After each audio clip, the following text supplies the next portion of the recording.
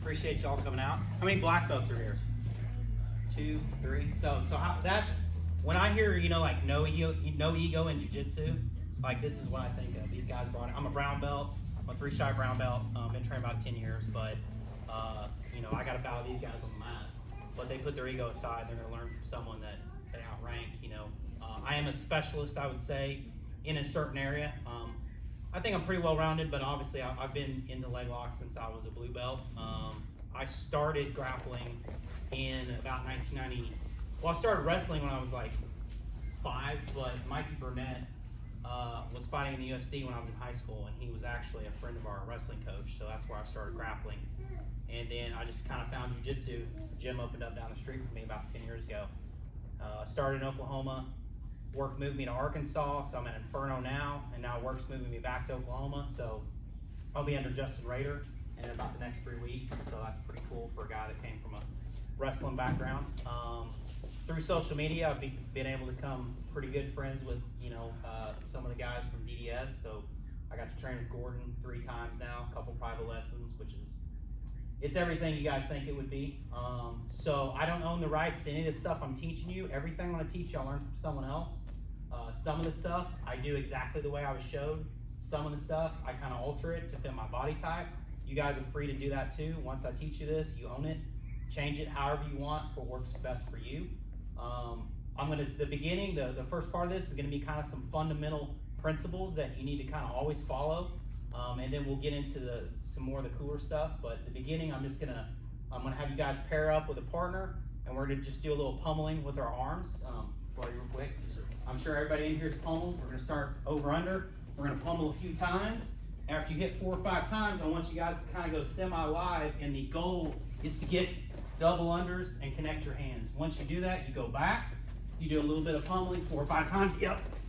And I want you to try to get double unders and lock. We're gonna do that for about 4 or 5 minutes. Okay? Sure, Make sure, sense? sure. 1, 2, 3. How to do that. So pummeling on the arms is like probably the most important thing in fighting or wrestling or whatever. If we have an over and under situation, we have the same position. It really comes kind of down to head position from here. This is 50-50. This is a neutral position. If I have double unders, especially if I had head position, this is a dominant position. He has almost no offense from here. I have all the offense. If he has double unders, it's reversed, right? So the reason I do that drill, sit down real quick, is so in leg locks, really, and in jiu-jitsu, controlling the inside real estate is the most important thing. When your coach talks about framing, framing against the shoulder, or against the face, or against the hip, what he's telling you is you got to control that inside territory, because if he gets chest to chest with me, he's going to smash me. So I'm putting frames in place. Leg locks is the same thing. If I have this is double unders. The same way I just had double unders with my arm, I have all the offense. I can now, from this position, all I have to do is scoot forward, and I can attack this leg. If I go back, I can scoot forward and attack this leg. He has no offense, because I have double unders, just like with our arms, right? If we go here, this is over under. We have the same position, right? So there's offense for both of us. So we kind of have to be aware of that. There's things, and we're going to get into it later, there's things I can do to put myself in more of maybe a 80-20 scenario where I have more offense than him, but just right off the bat, this is an over and under, so it's not an ideal place to be. And then if he puts me, he's got all the offense, okay? So one thing I want you guys to do, it's a little leg pummeling drill. So we're going to control both ankles. Pick a leg. The leg you pick, you're going to keep control of the ankle. You're going to grab the knee. You're going to straighten that leg, which allows you to go into a Rimi Ashigarami.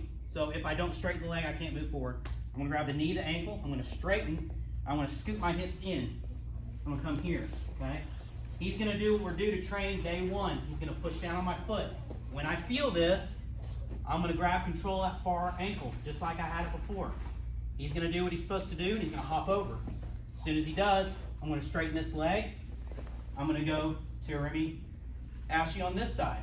He's going to do exactly what he's supposed to do. I'm going to come here. I've got to maintain that. The second he puts pressure on my foot, I've got to control that ankle. He's going to push down, hop over, and I'm going to scoot through. This is the equivalent of the pummeling drill we just did with our arms. Okay, we have to learn how to pummel. with our legs, or you're gonna get foot locked, okay? So, everybody understand that? You got it? Sure, sir. 1, 2, 3. Kind of idea of what leg pummeling is. It's the same as arm. We're trying to get our feet to the inside position. I've kind of talked to a few of you one-off. I'm gonna just treat everyone like this is kind of day 1 for everyone, and we're gonna come up together, and as we get into like hour 2, it's gonna get more advanced and cooler. So we're gonna move into what I think is probably the most important, besides controlling the inside position. Breaking mechanics of footlocks is the most neglected things in footlocks. People don't distinguish between like the mechanics of the controlling of the position, like controlling them in an ashigarami, and breaking them, right? There's 2 different complete things. So I think it's probably better to do the breaking mechanics first and get that out of the way. Once you get proper mechanics, you can finish a lot of this stuff I'm going to show you. You can't even connect your hands on your training partners. Stuff is going to be so tight. Just FYI, a little disclaimer, the stuff I'm going to show you can be extremely dangerous, especially with heel hooks. People think it's your knee, and it is, but your ankle usually hurts first.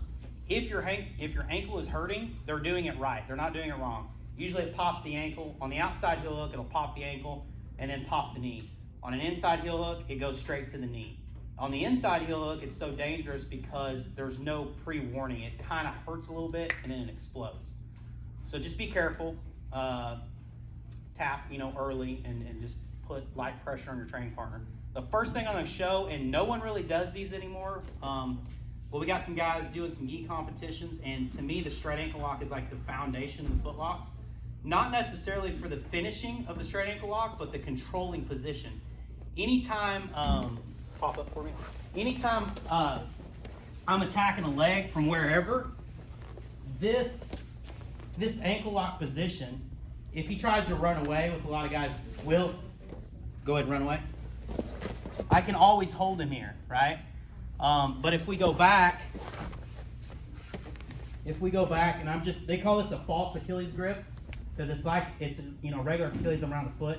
If he goes to run away, go ahead. It's a lot harder. He can really clear his leg.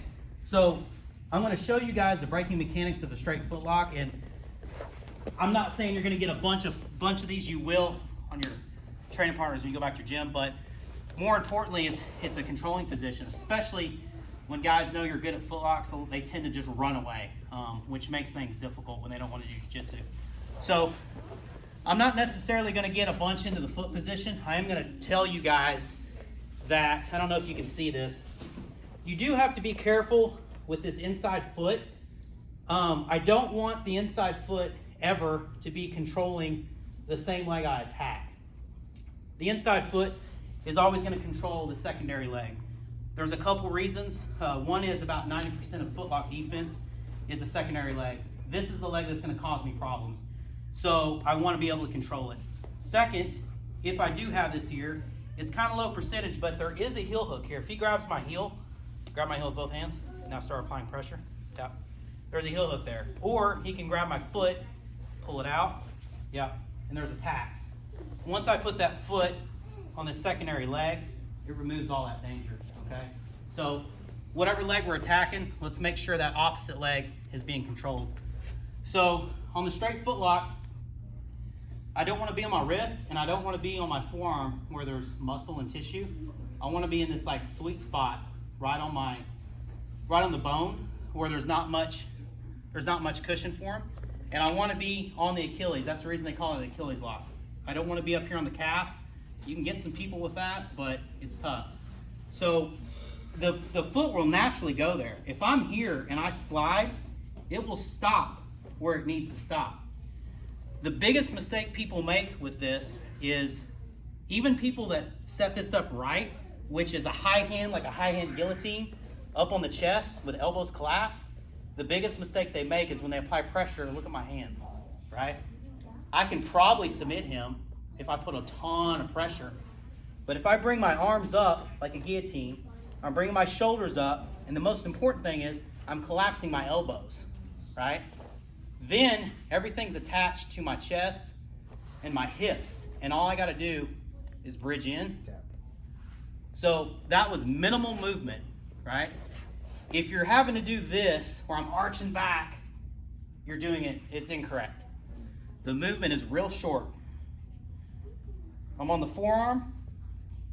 I know aesthetically it feels right to go deep, but when I go deep, it really allows him to kind of turn his foot. So I'm gonna go here, I'm bringing it up. I want the hand on my chest, right? I wanna connect with my hand like a guillotine. And I'm gonna pull that secondary up to where it's tight. And the thing that really puts the pressure is when I start collapsing my elbows, okay? I'm gonna collapse my elbows, I'm gonna cover the hip, and then I'm just taking my chest, and you can barely see it, but I'm taking my chest and I'm doing this motion, right? So I'm getting a tap with 2 or 3 inches of movement, when in reality, I can go clear back to here, and I can even fall, and then I can start. I have 12, 14 inches of movement left, okay? Does everybody think they got that? I'll walk around and check it out, okay? 3, 2, 1. When you're drilling this stuff later, it's good to do a connection test from this Arimiashi spot. Foot on the hip, secondary inside foot controlling this hip, and then I want knee to ankle connection. And then with no hands, he's gonna scoot back. Okay, that's a good connection. If he scoots back and that happens, you don't have a good connection. Okay, so that's something to drill. All right, we're gonna move to double outside Ashi braking mechanics. This one's gonna be tough to drill, sorry, but this is one of my... You want a blue belt? Yeah, blue on there. He won't be back anyway, so. Technically, yeah, we should always cover this bottom foot, because if we do this reverse situation, he does have attacks, but I don't worry about that too much. So we're gonna start with his foot flat, and the best way until you get really good at this, the indicators to know that you're right, is I'm gonna drop my elbow toe line. So my elbow is gonna be in line with his pinky toe. Once I know that is there, then I just take my arm like a windshield wiper. Now my arm is in perfect position. I'm gonna grab the back of the Achilles, I'm gonna pick it up, and I'm gonna continue to windshield wiper my arm underneath the heel, okay? You'll notice I'm not in the armpit. This is what a lot of people teach. My toes are in the bend of my elbow. So elbow on the toe line, windshield wiper, pick up, windshield wiper underneath, okay? Now, at this point, I'm gonna connect my hands. Yeah, it's already getting That sucks. Yeah, sorry. Most people have weak ankles. I have weak ankles. It's gonna put a lot of pressure on your ankle, okay? So now, the other thing people do wrong is when they pick up a heel hook, they try to rip it, right? They try to turn.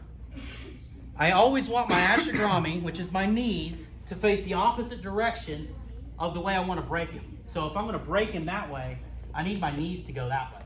If my knees go this way, I'm going to put him into the roll that he needs to get out of it.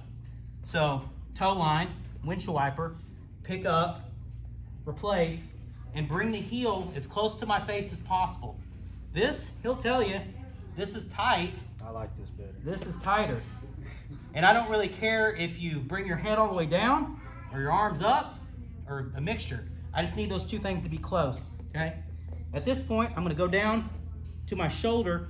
This is a detail people miss. I wanna be like on my elbow and on my knee. I don't wanna be on my hip. So I'm gonna come up to my knee, right? Now I'm gonna bridge in with my hips like I would an arm bar. And when I bridge in with my hips, I'm gonna rotate the heel, okay? And there's the tap. Good? Yes, sir. Okay. All right, so we're here. This is double outside Ashi because both legs are on the outside. Elbows on the knuckle line. Windshield wiper. Grab the Achilles. Pick it up. Continue to windshield wiper. Okay. Connect my hands. I'll usually have to bring my elbow in a little bit. I'm going to come down. And I'm going to really try to come up on that knee. My hip's off the ground right now. Once my hip's off the ground, I'm going to bridge in with my hips. You can't really see it, but I'm bridging in. And then I'm turning the heel that way. So it's a big difference between bridging in and turning the heel with my feet. This is why you see a lot of guys roll all the way across the mat, right? So one more time, because this is super important. Elbow at the knuckle line, rotate in, pick it up as high as you can. Bring it as high as you can. Pick it up with your wrist, come up, bring everything down, okay? And then come up on our knee, bridge in, tap. Good? All right, be careful, okay? If you're doing it right, it's gonna be pretty uncomfortable, all right? But it's super important.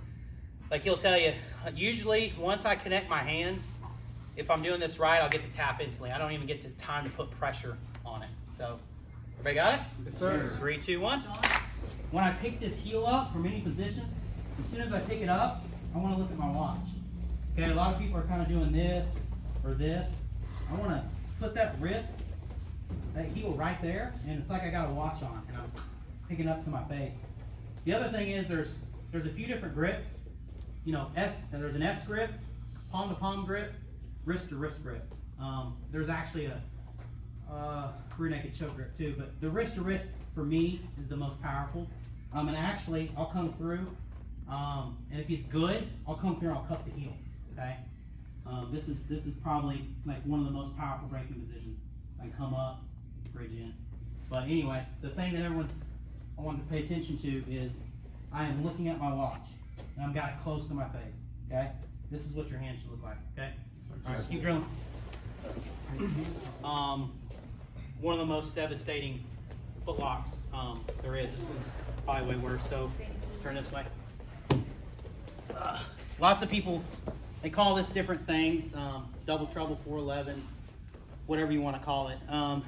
So I'm going to do a couple things different that you guys maybe not have seen as far as my ashigarami. One thing is, when I get to this position, I like to keep this foot in the crotch area, and I like to back it up with my secondary foot.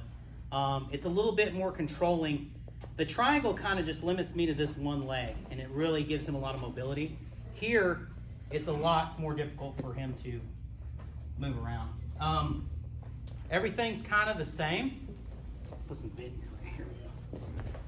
So here, I'm looking, I gotta have bend in the knee, really. I mean, if the knee's straight, it's tough to get this. Everything's the same. I'm looking at my watch. I'm coming down to an elbow. I'm coming up on my knee, and I'm bridging in. Yeah, this one's tough to get. I can't even really demo this on people because it's tough. So what it looks like is here, pick up the heel, look at the wristwatch. I'm gonna kind of collapse down to a shoulder, and I'm gonna use this knee to lift myself up. As I lift myself up, I'm using this foot, I'm driving in. As I drive in, I'm gonna bridge in and rotate. It's almost the same mechanics as the outside. It's just worse because it doesn't really hurt the ankle, it just goes right to the knee, okay? So just kind of use the same mechanics, and I'm gonna come around and check you guys out. All right, 3, 2, 1. Come over here real quick. Yes, sir. The reason breaking mechanics are so important, it's, you know, a lot of times in training we get tapped just because our training partner doesn't really understand what's going on, so they just tap out of, you know, safety. But to actually break someone's limb, I mean, it's difficult, especially if you're not doing it correctly. The reason it's so important is I'm going to show you where I get a tap. So I'm up, I'm twisting, I got a tap right there, okay? Now, if I didn't like Rudy, I got the tap right here. This is how much I have left, okay? That's the motion. So if he's tapping here, and I'm like, nah, I don't really care if he's tapping.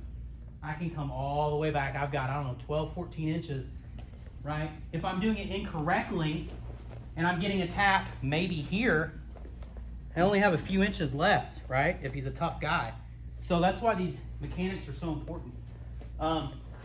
So next thing we're gonna do is I'm gonna show you guys how to break your training partner down to a hip from a standing position. This is a common thing. A lot of times, one guy's standing, one guy's on the floor. And there's a big mistake people do, and I'm gonna kind of go over this with you.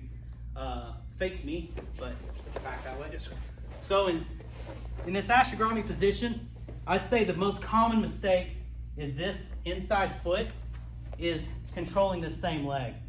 So when I try to break him down to a hip, as I shoot my hips up, he has free motion to just step around in a circle.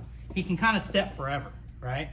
So I have got to switch this secondary leg to the hamstring. Turn around. I'm getting knee to ankle connection. So my knee is connected to my ankle, and the foot laces are covering his hamstring. So now he'll get a couple steps, but as he's stepping, I'm pulling. So he's taking little baby steps, right? So as I fire up, that's usually what happens. He can take a couple steps, but every step is a little bit shorter. Because as he lifts his foot and goes to move it, I'm pulling against it, right? So I cannot break him from here. I can't create heel exposure. I can't foot lock him. I've got to get him down to a hip. So I'm going to take my knees, and I'm going to fire him up and kind of over in this position. As far as the grip, if you want to start with an Achilles, that's fine. If you want to do a false Achilles, that's fine. But I need your hips off the mat. This is not it. I'm going to take my hips, I'm going to fire them. See how high I am? I have to cover his knee line. My knee line needs to be above his as high as possible. If I'm here, all he has to do is kind of push my legs down and he's out, right? But if I'm up high, this is much more difficult for him. You see the only thing touches is my shoulder blades. I'm going to take my legs, fire over. If you want to grab the secondary leg, you can, but this kind of drill is to show you. In fact, I'd like you guys to do it wrong. Do it this way a couple times and try to get him to his butt. Then switch it and get him to his butt, all right? So we're going to drill that, and then we're going to show how to create heel exposure and go right into our breaks, okay? Yes, sir. 3, 2, 1. A couple people have the same question, and it's a legitimate question. There's not a lot of exposure to the foot. Can't really get my arm around, right? Can't really get to the heel, and I don't have a closed wedge around the leg. I don't have double outside. I have just regular Arimi Ashi. So we're going to show you guys how to, I'm going to break the training partner down to a hip. We're going to expose the heel, but by exposing the heel, what it does do is it does kind of put my training partner in the situation to initiate a roll. And we're going to show you guys like what to do when they do that, because if we're expecting it, then we're going to be ahead of it, right? So it's not going to be that big a deal. So we'll start. I'm going to break him down. So we're here. I have knee to ankle connection. I'm controlling the far side hamstring. Again, really, I can't get anything here, right? As I break him down to a hip, again, it's kind of awkward, right? I'm going to cup the back of the knee, and I'm going to start rotating. As I rotate, I'm creating heel exposure. As I create heel exposure, I'm going to pick the heel up. At this point, it's going to be very difficult for me to go back that way. I've already started to rotate him this way. So he's going to go ahead and start rotating. Slowly, as he rotates, I'm taking this foot that was on the hamstring, and at the same time, I'm getting ready to connect my hands, I'm retracting that foot. Go ahead. We're going to roll through. And then I fell back to the same position we were in earlier. I come up on the knee, I bridge in with the hip, and rotate. Okay? One more time.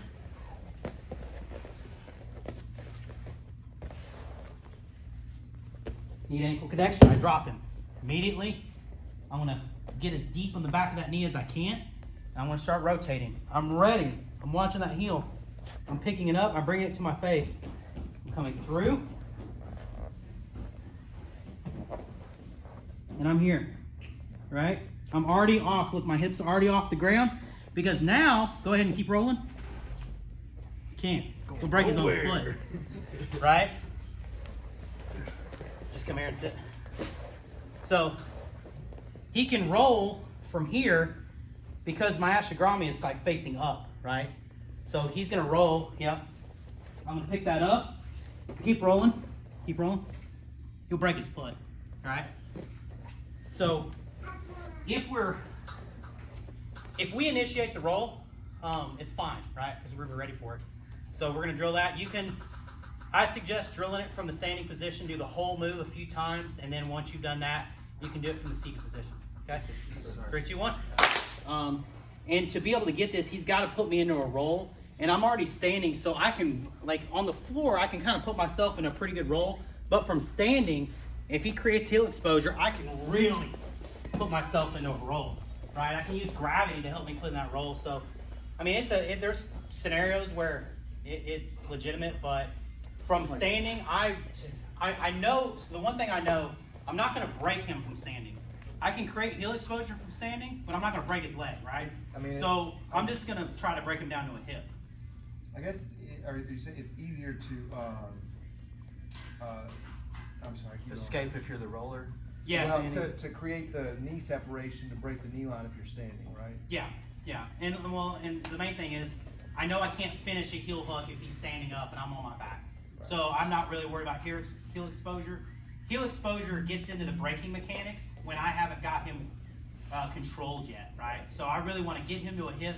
He's much more mobile on his feet, so I want to get him to a hip and then worry about creating heel exposure. So what about on an angle change from like X, since you have a different angle, is that still something that's valid to go for? I mean, because I end up in this and I just don't know if it's wasting my time on high level guys or what. Once I get X guard and I can start buckling, then I'll feed into it, and I land that as long as I can get that exposure. So yeah, what we're doing when we do that is we're putting them into the role that they want, and it's the same thing. You're not going to break me while I'm standing.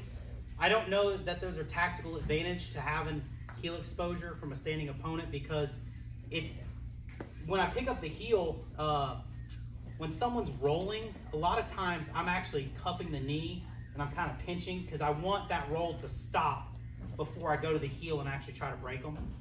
They can't escape. If I've just got the heel and we're rolling, that's when they're going to escape. So we'll cover all your questions like that after. Yes, sir. That's legitimate questions. So the next thing we're going to do is we're going to throw a combo at them. As you guys progress in leg locks, you'll figure out that the first leg attack doesn't work, the second, the third, we have to. Sometimes the second one was the one I was really concerned with, right? So we're going to start from this double outside ashy, and I'm sure if anybody has ever gotten here, you've got your back taken, right? He's going to grab my lap, he's going to come up, start, taking my back, Sometimes he'll choke you unconscious. Thank God his wife was there to wake me up. You guys tell him that? He put me to sleep. So. I told him about the motorcycle. Yeah. So what I'm going to do is I'm cupping the knee, and I'm going to feel his hips. Once his hips get higher than mine, I'm in trouble. The second I feel this, I'm going to come up to my knees immediately. I'm going to take this elbow and I'm going to put bend in his leg, right? That's for a couple reasons. Let's turn. The first reason is if his leg is straight, he can shrimp away. If his leg is bent, he can't shrimp away. The second reason is I actually want him to defend exactly the way he thinks he needs to defend. Yep. That's what most of you guys would probably do, right? Hey, this leg is exposed, because if he doesn't, I'll wrap a heel hook, I'll drop back down, and I'll break it, and he knows that. So as I put bend in this leg, he's going to protect it. I'm going to go for a toe hold. This is a scenario where I'm not going to get the toe hold. I don't want the toe hold, but I want him to think I want the toe hold. I'm going to take this outside leg, arm, go around his leg. I'm going to lock up toe hold. I'm going to fall to that direction. As I fall and this leg comes out, I'm falling. I'm going to triangle my feet, my legs. Now I'm going to start putting pressure. He's going to kick off. When he kicks off, I'm going to swim through, and I'm in a knee bar position. I'm in a powerful knee bar position. I'm deep on the leg, and I'm in the armpit. And then I'm just going to pinch my elbow, and I'm going to bridge in with my hips. Okay? One more time. So we can pretend like this scenario, we could go all the way through. From single leg ashy, break him down to a hip, expose the heel, we were all the way through. We end up in double outside. We're like, oh, we're about to get him. He starts to hip heist. We need to know what to do so we don't get our back taken. So we're here. I feel that. I come up and I put bend in that leg. Right? He's gonna defend. Immediately grab the toes. Come around. As I fall, I'm triangling that leg. Yep, he's gonna kick off. When he kicks off, I'm going to swim through, and I'm going to tuck the elbow and bridge in with the hips. Okay? Make sense? Yes, sir. 3, 2, 1. Another section. This is my favorite section. A lot of times in Jiu-Jitsu, we teach escapes to a neutral position, right? So if I'm an arm bar, you teach a 6 o'clock escape. I come up to my knees. I was in a submission, now I'm in a neutral position. It's a win, I guess, but what I'm gonna show you guys is we're gonna escape dangerous positions and go right into another attack, right? So the first thing I'm gonna go over is, it's a guard pass, but it's what happens a lot of times when you try to pass guard like this. And it's a sweep that we're taught from day one. Everyone's taught, don't stand up, don't put your feet together, they're gonna cup your ankles, they're gonna drop your butt, right? So I've got a really fun leg attack from there. So go down. So 90% of my no-gi passing is from my feet. Anytime my partner's on the floor and I'm on my feet, I'm more mobile, so it's easier to pass their guard. So what we're gonna do is we're gonna go double bicep, inside ties. I'm gonna bring my head over his head. And as I do that, I'm gonna pop up to my feet, okay? I'm gonna immediately stand up to vertical posture. I'm not gonna be down here. I'm gonna stand up here, okay?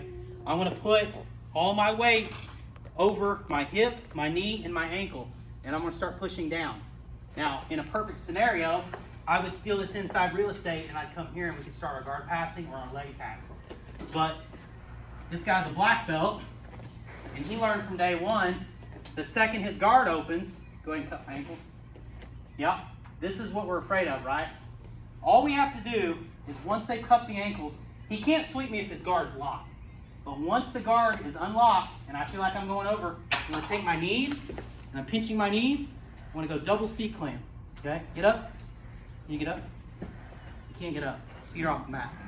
I'm gonna separate and I'm gonna bring this foot in and we're into our 411 position that we showed you guys earlier, okay? You can't be behind on this. You can't wait till your butt hits the ground. You need to be pinching your knees immediately. Head over head, I'm gonna come up, I'm coming to vertical posture. Now I'm not gonna let him sweep me. I'm trying to pass his guard. But if he cups my feet, opens his guard, I'm pinching and I'm raising my hips. I'm gonna go here, right? I'm gonna separate, put a knee in the middle, bring the outside leg over, and immediately look, I'm going to the knee. Because the defense here, go ahead and rotate, is to rotate and push, right? This position naturally, as I separate and as I turn, this position naturally gets here. So I'll go ahead and grab that knee and try to get over here and be ready for that. And I gotta keep bending his leg. It's hard for him to escape if there's bend his leg. Okay, one more time. We're gonna try to pass his guard. Hip up makes a big difference. Yep. Head over head, both feet at the same time. Stay in a vertical posture. I'm gonna start breaking. Yep. Pinch, fire my hips up. Double grips, one on each ankle. I'm gonna separate. When I separate, I'm putting a knee in the middle, then I'm bringing the outside leg over. I'm immediately coming here. Okay, so this is an example of a defensive position right into an attack. So let's drill that for a little bit. Ready? Keep in mind, go ahead and sweep me. If we go here and we don't want the leg attack, just pick a leg, post on the mat, come up, and we start passing. Okay? I do pass guard once in a while, not very often, but it's an option. All right, you don't have to go right in the legs. The next one we're going to do is an arm bar escape right into the legs. So this one comes with a disclaimer: don't let him straighten your arm. Okay? So one thing about arm bar escapes is I have to dictate when my grip breaks. If he's tugging and pulling and all of a sudden he breaks it loose, he's going to win. But if he's tugging and I decide, that's how I hit my 6 o'clocks and everything else. So what I'm going to do is, whatever grip I have, I don't have much time, especially when they're jacked like this guy. I'm going to take this bottom elbow, even if his feet are super tight together, I'm going to take this bottom elbow and I'm going to get it inside this leg. You guys see that? Yes, sir. Now that I've stuck it in, I'm going to kind of give him my shoulder by turning my hips, and I'm going to capture this here. Now, even if he separates my hand, it's going to be super tough for him to break me. So, but I'm going to let him separate my hands. Yep. I'm going to come and pull my elbow back, and then I'm coming to the inside position. And I can start attacking my feet. Right? It's usually when we do a 6 o'clock escape, or just usually like this one right here, where I come here I'm in a bad, he's just gonna circle his leg and mount me, right? This is what happens. So we're gonna bring this in. We're here. I'm gonna bring this bottom elbow in, and I'm also turning away, right? It's called giving the shoulder. Even if he straightens my arm, if I can rotate this way, go ahead and put some pressure, right? I can now if I turn, he's gonna break me right there. So I'm gonna S grip here. I'm gonna get this elbow in. I'm turning my hips. I'm capturing that, right?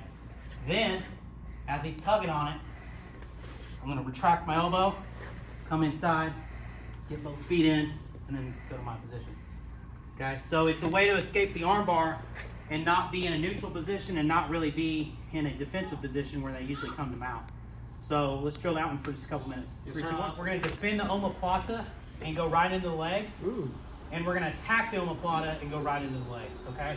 So he's gonna first one he's gonna put me in the omoplata. So my favorite defense from this is to sit back, grab the toes, and kind of do like a peek out.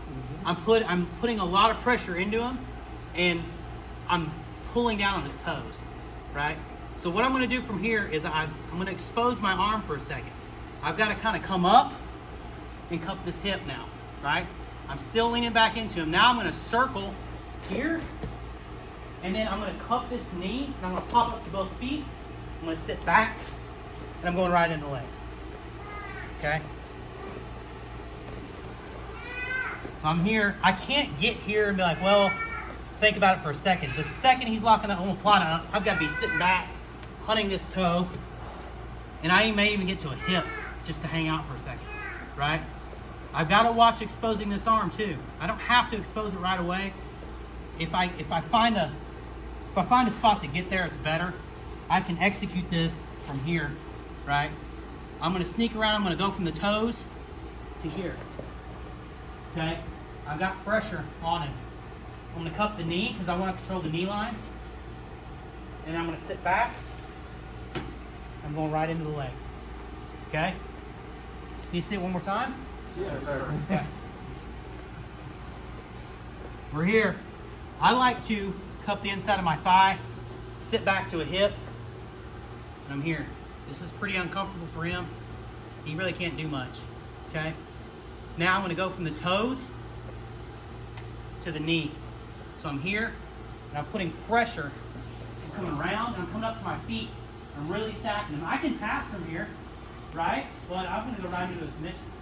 I'm going to come up, cup the knee. I'm sitting back, and I'm throwing that leg over. And I'm going right into a full triangle, and I'm hugging this leg. Because I have no control over it. I don't have control of the secondary leg.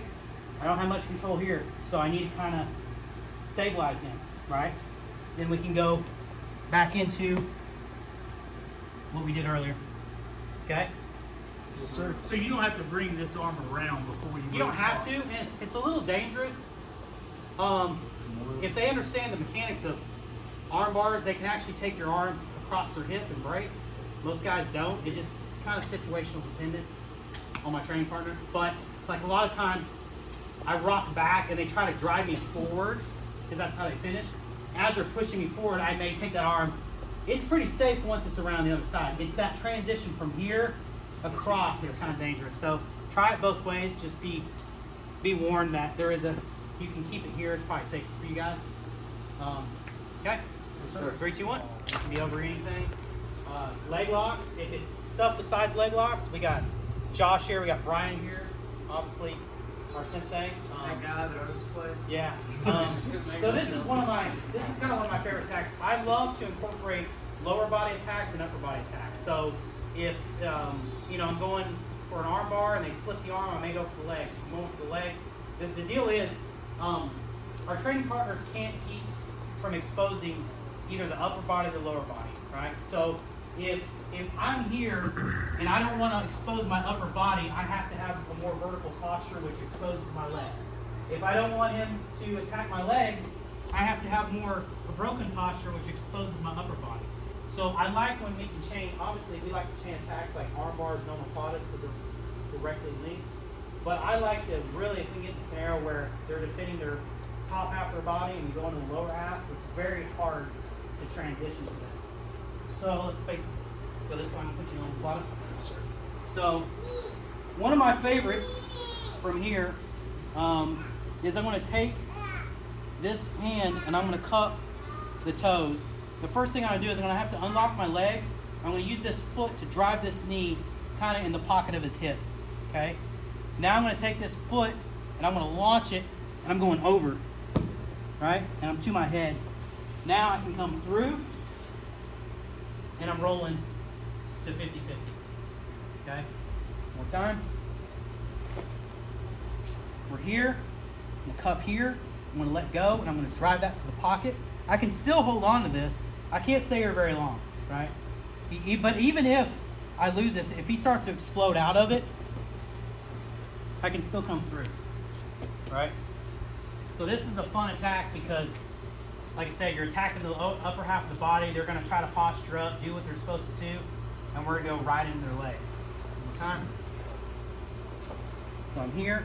I like to just cup the back of this to keep him pull his arm out. I'm driving this knee to the pocket. When I'm ready, I'm going to fire this leg over. Come all the way through. Okay? 3, 2, 1. So I come here, I circle around, right? And then I lock up a triangle. And instead of like inverting, I just take the toes and I come here. And I can actually break him from here. It's the same mechanics. I'm going to kind of come up on my knee and bridge in with my hips, right? So that's backside 50-50. The only reason I didn't show you guys that is because I didn't show backside 50-50. That is an option. Show it again, please. Yep. So we're here. Everything's the same. Scoop grip on the leg. Drive the knee into the pocket. I'm going to come around, right? And then I got to retract that foot and get a triangle. I'm going to grab the toes and just bring it across my body, right? And then look at my wristwatch. And then, yep. It's pretty devastating. What keeps them from backstepping? If they do, you're probably going to break their own ankle. Oh, you did. Yeah. I mean, you can backstep. Go ahead. Oh, never mind. Yeah. So, never mind. So what about in the first one then? Because I was naturally backstepping. Yeah, well, the first one, It was before the last one? we end up in 50-50. So I kind of want you to, you can't, you're talking about if you backstep from there? Like if we go to the first one. Yes, we there. go here, I was backstep. Yeah. You end up in 50-50. Is that just because it was before it was locked in? Or? Yeah, I didn't have time to retract my leg and lock up Lock the up triangle. the backside. Yeah. Okay. So this is fine. I mean, 50-50 is only 50-50 if both guys are equal. And we can, I can show you guys some details on that. I want to see that, please. Okay. Dang. So, cup the elbow, scoop grip with the hand. You want to see the backside 50-50? Yes, sir. I'm going to drive the knee into the pocket. I'm going to come over, through, and lock the triangle. Then I'm going to grab the toes. You good? Oh, yeah. Okay. Grab the toes right here, and then just bring it up. So can he backstep before you get the foot across the center of your chest? Which position? Like Right there. Right here? Yeah, you can. Okay. But I'll just bring him over with me. But to prevent that, are you driving more hip pressure? No, I'm just kind of rotating my hips. So if I'm here and I feel he's going to backstep, go ahead. I'm just going to make sure I bring my knees with him. I want to keep my knees in between me and him. What if you're wanting to stabilize backside 50-50 though? Is that up to you? I don't care. As far as Yeah, if I want it, I mean, I don't really fight this stuff. Like, if I'm in backside 50-50, I'm going to have to break him, and I feel like he's going to backstep, I'll just let him backstep and end up in 50-50. I don't care. I've already got such a bite. I'm already getting a bite on his heel, and it's kind of like his gun's in the holster and mine's pointing at him. Yes, sir. I'm not going to lose that very often, Okay. right? So...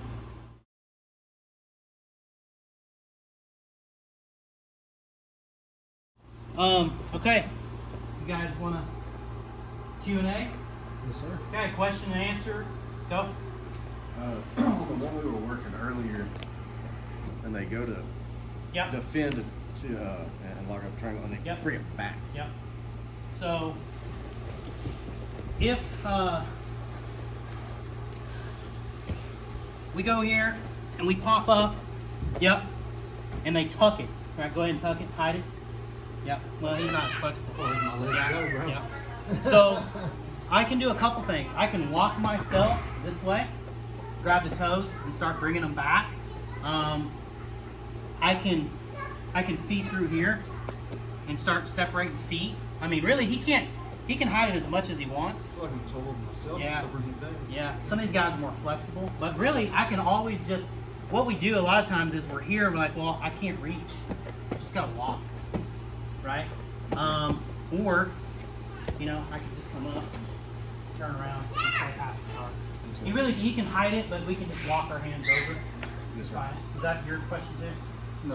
Okay, go ahead. So when I start crossing the feet behind your back, like I'm going to attack and start scooting and crossing the feet, what's going to be your big thing? Show me real quick. So like, you get to the triangle outside, and they start kicking through and triangling here. What's going to be your big thing? Because I have a hard time, like, especially along with guys, and start getting here, Yeah. start to step in, it'll Yeah. start. So he's already doing, I'm gonna cup the knee, and I'm gonna take my knees, and I'm gonna bring them up. So go ahead and keep your triangle up. Keep your triangle up. Okay. Yeah. So just what it's doing. Okay. Yeah. It'll put so much pressure on their feet. Now you're sacrificing something. What are you sacrificing? That downward, that Your dip in. ashigarami is going the same way you want to break them. So you Right. gotta be ready for the roll. If the feet are crossed, go ahead. I'm gonna start. I'm like, shit, I gotta expose that heel. I'm probably gonna put you into a roll, right? So just be mindful of that. Be ready for it. Right. Okay? Is that not the same philosophy though as the one you did just do? You can sit up and threaten toe hold if the feet are crossed? Yeah. And then not give up that? Yeah. From 50-50, what's the best way to make it 80-20? Keep Okay. your feet safe, you want top Yeah. and bottom Since position. you're asking, I'll use. Brian, can I use you? Brian? I gotta get a demo thing. Let's turn this way. So, the first thing that there's a couple tricks I like to do in 50-50. One is, now, it's a little dangerous, so just be careful, but go ahead and you can lock your feet up if you want. So I want to get my knee line cleared of his knee line. Right now, my knee line's here, his knee line's here. We're both in danger if we get heel exposure, right? If I can drop this knee here, even if I want this crossed, but even if I expose my heel, go ahead and lock up a heel hook. Go ahead. He doesn't have anything because he doesn't have. Now the second he scoops my knee up, yes, right? So the first thing I do when I'm here is I want to get that knee down and I want to get it cleared of his knee line. That puts me in a much better position to attack, okay? So can you see this from here? This maybe looks the same as this, but it's not. Imagine there's a rod in between his knee line and my knee line. This is bad, this is okay. Another thing I can actually do, I like to do this a lot. If we're here fighting and he's going for my heel, right? He can say he gets exposure. I'll actually go across and I can go across here. Because my knee is not in his knee line and I've got his knee line, he can go ahead and apply pressure. I'm gonna win, right? So this looks pretty dangerous, and it can be. Like I said, all he has to do is scoop the knee and bring it back, and I'm in a bad spot. But as long as my knee's on the mat, clear his knee line, then I'm pretty safe. So that's the main thing that I do to make it 80-20, is just drop that. So if you are inside the knee line there, do you rather, or would you rather have his That's foot, not 50-50. actually, I'm sorry. Would you rather have his heel exposed this way and your feet down, or would you rather be turning this way? I mean, to break him, I need to be that way. Okay. It's really hard to break someone that other way. Yes, sir. Yeah. In the meantime, you're getting it here. Yeah. Okay. And they can put pressure on you, but and just stay calm and stay mindful of that knee line, and they can't really break you from that. Yes, sir. Right? Man, I know I had a question. What did I ask you over here? Okay, so a lot of people have difficulty, you from this 50-50. They feed this foot incorrectly. So what they do is we're here, right? And they're trying to like hold this down and like come over. What I want to do is I want to take these toes and I want to feed it. So I'm going to come over. So I'm not going to go here and then try to lift this up. If we're in this position, I'm going to grab these toes. I think I showed you this. Yeah. I'm going to grab these toes with the opposite hand of the one that's going to go around the heel. And then I'm going to sit up and put my head over his ankle. So I'm going to sit up and I'm going to go past it. And then I'm going to grab. Right? there's a lot of slack that gets put into place. Looks familiar. If I go here and I'm trying to and he's turning his toes out, I just go here.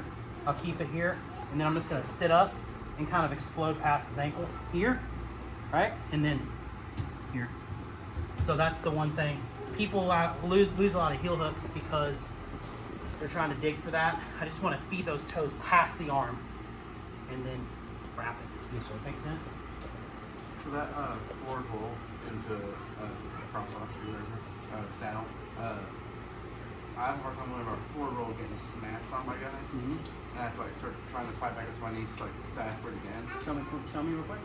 So it's almost like that rolling knee bar style, where I start hooking this inside out here. I'm diving through. Yeah. I'll get like right back here sometimes, and then start getting smashed on by guys. Yeah. Right here. You've got to get to your shoulders.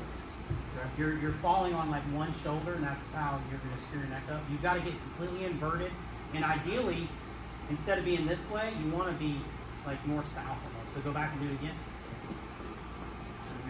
So yeah, now the important thing is to initiate it, get to the shoulders before he starts smashing. Don't get to that position and like, well, he's smashing me now, I need to get to my shoulders. Right. When you roll, you want to roll where both shoulders hit the mat. Right. So here, there, yes. Your legs are kicking. There you go. What you're doing is you're making a position, you're making a stage out of that position. That's not a stage. It should be a fluid roll until your head's cleared, right? Because if you stop there, it will Smash. I get smacked. Yeah.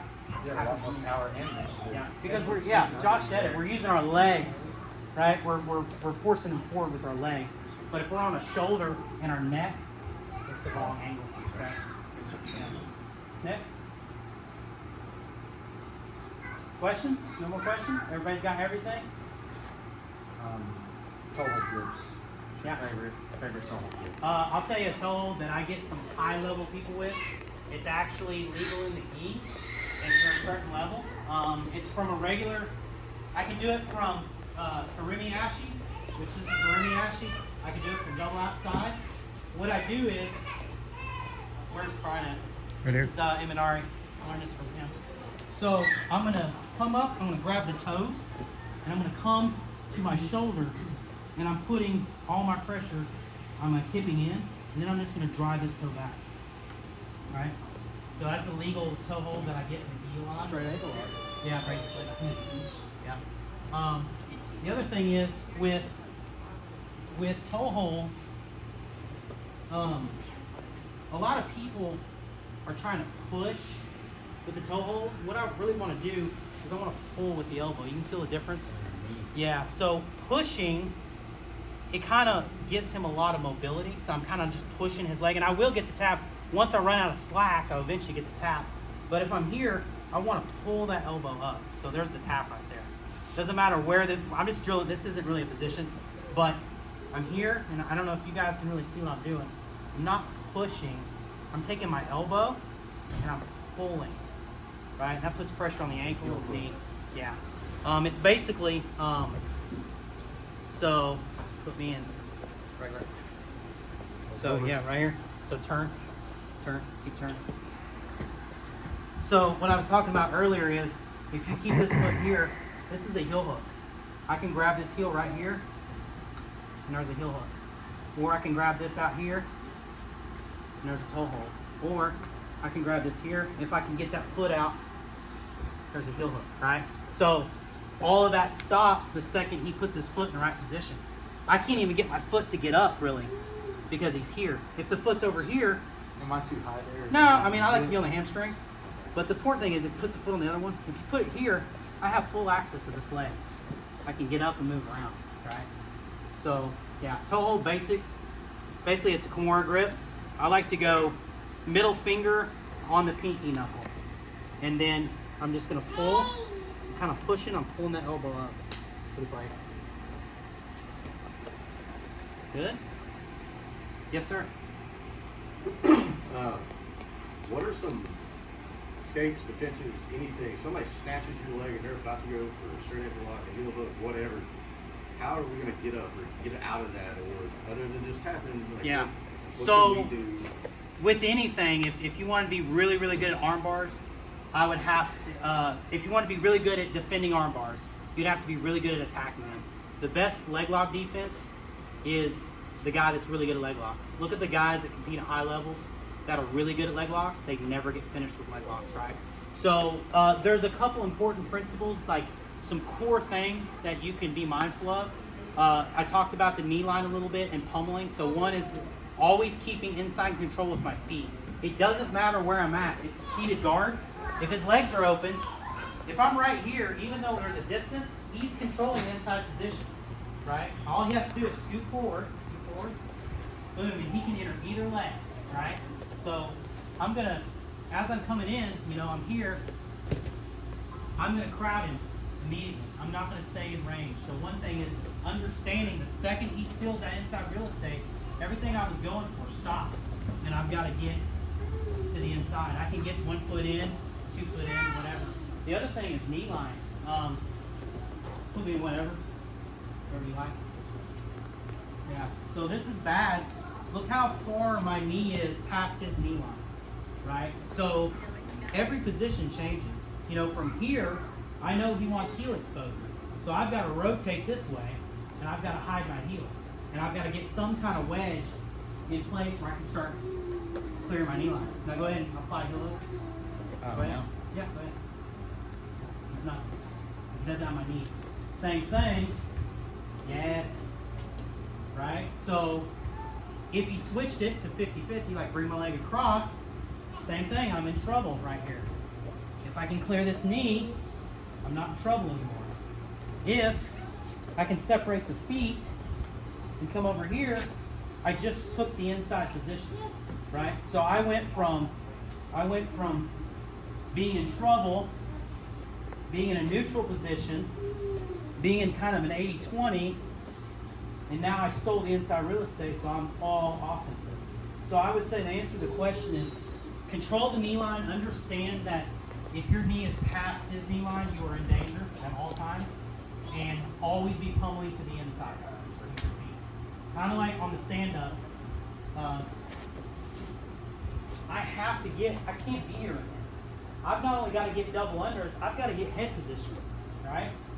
I mean, I'm dominating now. I'm winning this. He's not going to do anything. He's got no offense. But as soon as he pummels one arm, now I got head position. Now we're 50-50. Now pummel the other arm. Now I'm losing. That's the same scenario I just went through with the legs. Make sense? Yes, sir. Okay. Bill? So from saddle, are you ever pulling them on top of you, like falling back to your back? Like for a back step? No, so I'm already in saddle or honey hole over here. Are you pulling the legs up and going back to your shoulder? I always want to go to the mat side. Lay down. So let's go from like a back step position to get to honey hole. So what a lot of people do, this is what you're talking about, like going this way. Yes, sir. A lot of people do this, and I don't know. It's not wrong, but so yeah. So, well, like I said earlier, the secondary leg is 90% of his defense. So when I go this way, I'm giving his defensive leg full range of motion to do whatever. Put behind my knee, kick me in the face, sometimes out, whatever. I get full range, right? When I go to saddle, if I can, I want to immediately wrap that secondary leg. I don't even want him to think that I want this one yet. I want to go here, and I'm going to go to the mat. So now, his secondary leg, that's all his defense, is pinned between my body and the mat. I'll take this hand right here, and I'm going to weave it back to the ankle. And then, as I kind of put pressure on him, then I can let him retract his foot and go right into it. Right? Use that mat to protect that secondary leg. Now, the same scenario, if I go here, I can get this, right? This is good, but I've got to let go to get to that leg, right? And this is when things can go wrong. It's not wrong, it's just a lot more can go wrong from here. And there is a position we call it shoelace ashy. There it is. Yeah. You guys get your cameras out. So it's a straight ankle grip, like I want that pressure. But what I'm going to do is bring him up. Yep. I'm going to bring him up and then tuck my foot here, right? So now I can actually let go. Get your leg, please. No, that sucks. Yeah, he can't. I don't feel pressure like that. Yeah. It is a lot more worrisome than it looks. Yeah. I've never felt pressure like this. So go ahead and retract, pull yourself up. He can't move anything, right? And then I can go into my attacks. Yeah. The hardest part is getting loose. You want to drill that? You want to try that? It's an awkward finish. Yeah. So this is here. Yeah. Boom. Yeah. And you pull it Straight over in. here. Yeah. And you're triangling Yep. here. Yep. So you're gonna go ahead and get me like in a straight ankle lock. Right. Kind of get your hips square. Now you're gonna apply pressure, which is gonna lift my hips up, and then bring that leg underneath. Here. You Yep. triangle. Right here. Yep. These laces gonna go over here.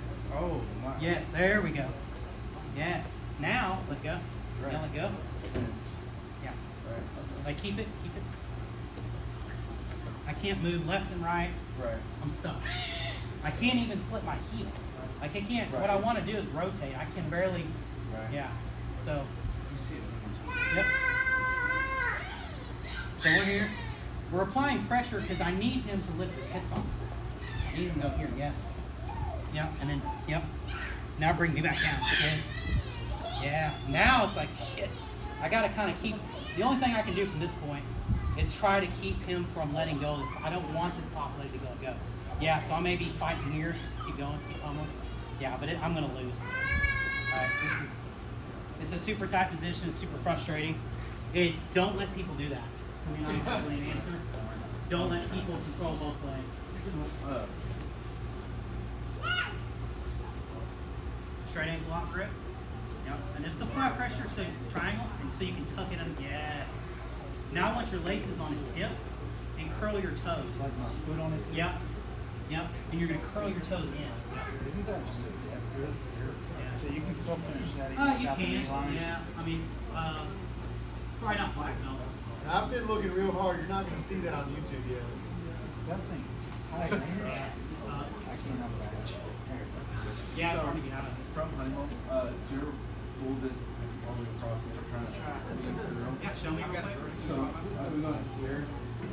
I'm gonna head off here, and I'll start trying to pull this up and over. So I can switch to this grip. Yeah. So I start weaving like this. So yeah, I can go over a couple finishes from here. So let me borrow you real quick. I will say, when I first learned this, it was called the Texas Clover Leaf. I heard Gordon refer to it the other day as a clover leaf, I think.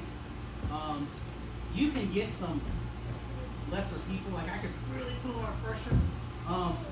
What I like to do is attack the secondary leg. I don't have control of the hip, so it's gonna turn into more like a schema lock. What I'm gonna do is I'm gonna take the knuckle of my thumb. I'm gonna lift up and then place the knuckle right below his ankle. Okay.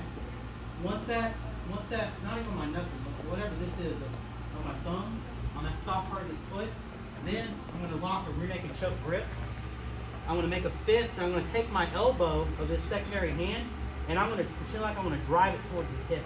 I'm gonna take it here, and I'm gonna drive towards the hip. And you'll usually get submission there. 9 times out of 10, if I can't get the submission, I'll put enough pressure and I realize that's all the pressure I got and I'm not going to get it. I'll start to relieve pressure. It's enough that he's like, I don't want that to happen again. As I start to release, he will pull, yeah. And then that gives me a chance to go for that. Because even if I don't get it, it's usually enough pressure that he's like, screw that, I don't want that again. So as I'm letting go, I'm gonna let him retract his foot at my speed. I'm not gonna just open up. It's like I wanna hold on just tight enough that his foot retracts at my speed. So go start pulling your foot. Here he can't pull it. Here he can pull it. And I'll go here, right? Makes sense? So that's my favorite finish is lift. So if you do the straight ankle lock right, you can't do this. Like I showed you earlier, Right. I can't get my hand here. So you've gotta kinda come forward a little bit. Create that space. Put that on there, and then we're gonna drive right there, okay? The clover leaf though, don't really get it on many people. I've been using like that just to control, especially on the bigger guys. Yeah. I can hold it. Yeah. So I can slowly sneak down. Can I show you what I do to finish it? Yeah, See if I'm doing something. it's getting tapped or something. So from here, as long as I have the X low, Yeah, And a lot of folks try to bring it back. Yeah.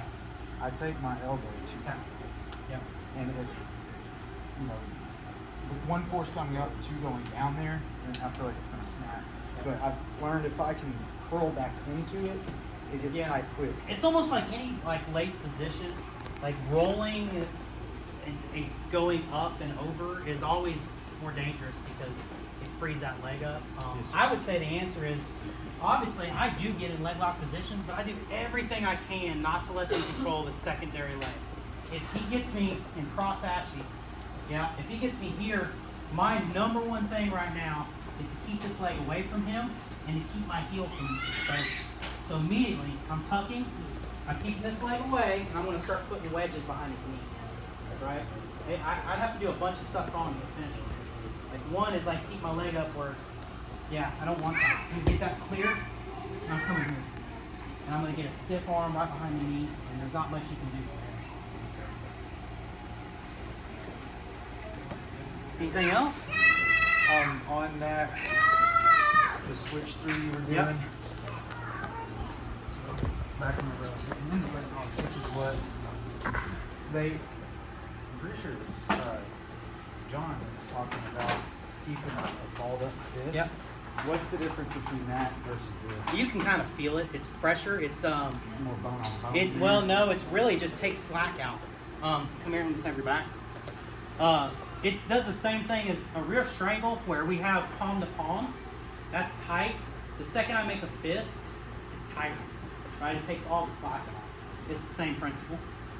Yeah. Yes, sir.